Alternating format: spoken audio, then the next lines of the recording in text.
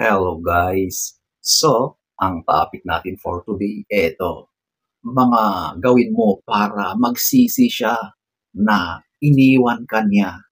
So, ito ay para sa lahat, pero mas applicable sa mga babae kasi mas madalas na sa mga relasyon ay babae ang madalas iniiwan. So, kung nakaka-relate ka, panoorin mo ito.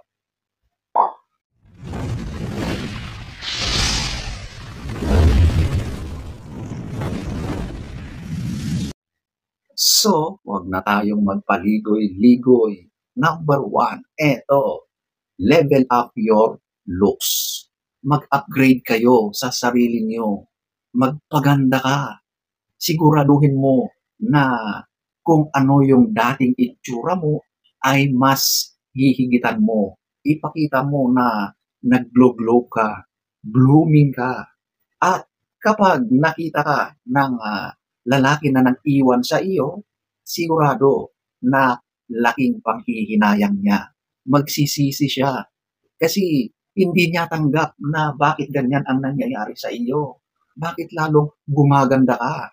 Kasi ang mga ganitong mga tao na nag-iiwan, gusto nilang makita na nagluluksa ka, na umiiyak ka, nalulungkot ka. Yun ang gusto nilang makita or ma-witness sa iyo. Kasi tatamaan yung ego nila. So ladies, yan ang isang revenge na magandang gawin para ipamukha sa kanya na hindi siya kawalan. Okay? So ayan po, ang number one. Number two, eto, yung glow up emotionally. So, similar ito doon sa number one. Ito naman ay ipakita mo na masaya ka, na kahit ganun ang nangyari ay hindi ka nalulungkot. Okay? Alam mo, walang kasing attractive na katangian yung ipinapakita mo na ikaw ay confident sa sarili mo, na ikaw ay hindi apektado doon sa mga setbacks na pinagdadaanan mo sa relasyon, okay? Kapag nakita ka ng lalaki sa ganyang katayuan, nako sigurado na magsisisi yan, okay? Hindi niya sukat akalain na ganyan ang pag-take mo diyan sa sitwasyon na ginawa niya, yung pag-iwan niya sa iyo. Okay? Kaya ladies, sa halip na magmukmuk, hindi. Okay? Ipakita mo na eto ako, hindi ako apektado sa mga nangyari. Okay lang na pagdaanan mo yung initial stage or process ng ganyang setback sa relasyon pero bumangon ka. Okay? Huwag kang magmukmuk. Sigurado na yung lalaki na nang-iwan sa iyo ay hindi na yan mapakali.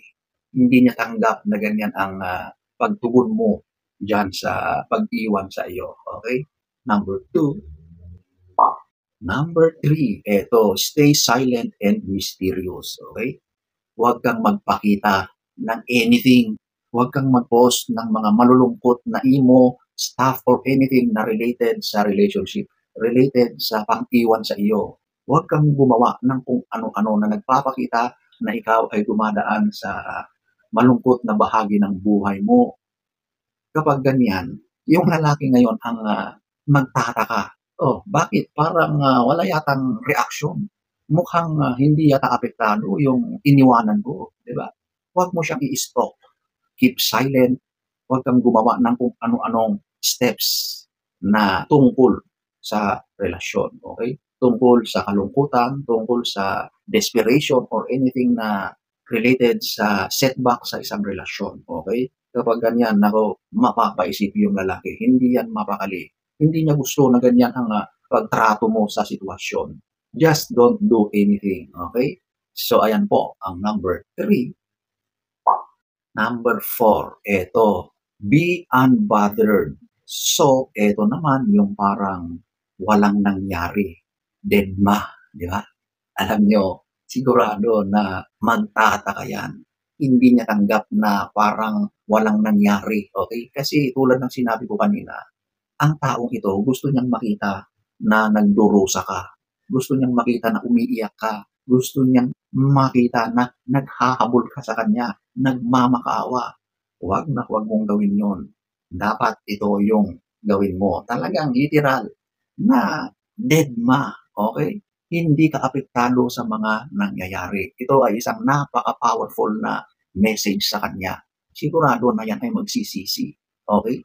Mataas ang ego, ang pride ng mga lalaki. Kaya kapag ganyan ang nakikita niya, sigurado na tatamaan yung pride ng lalaki na yan. Ayaw niya ang ganyang nakikita niya.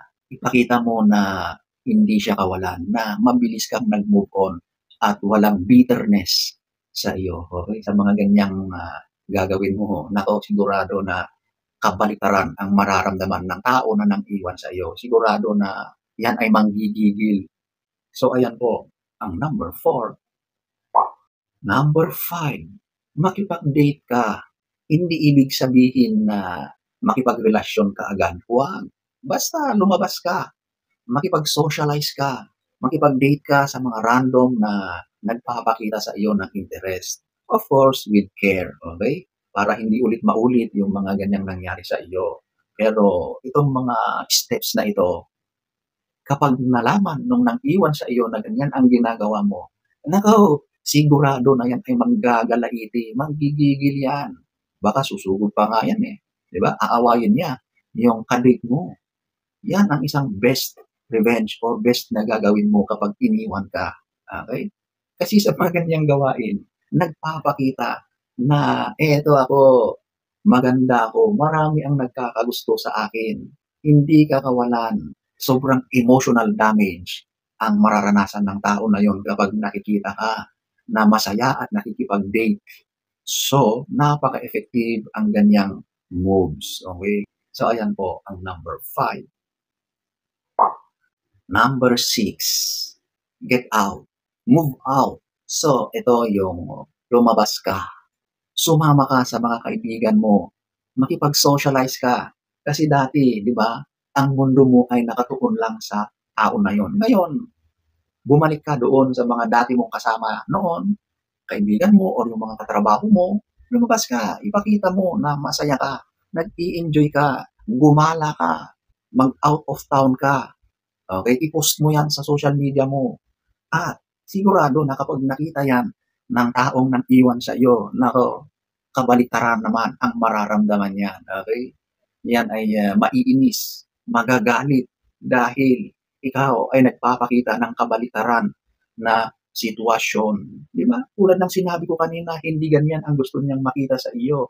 Gusto niyang makita na ikaw ay nagkukulong, umiiyak, nagluluksa, pero kabaliktaran ang ipinapakita mo. At yan ay sobrang magiging apektado yung tao na yon. Okay? Magsisisi yan. Kasi hindi niya akalain na ganyan ang nangyayari ngayon sa buhay mo. Siya naman ang tatamaan. Babalik sa kanya lahat. Yung dapat ay ikaw ang nakakaranas. Number 6.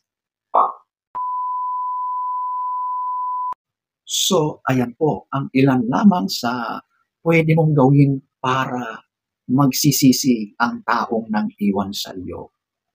So, sana ay nagustuhan niyo ang ating topic for today.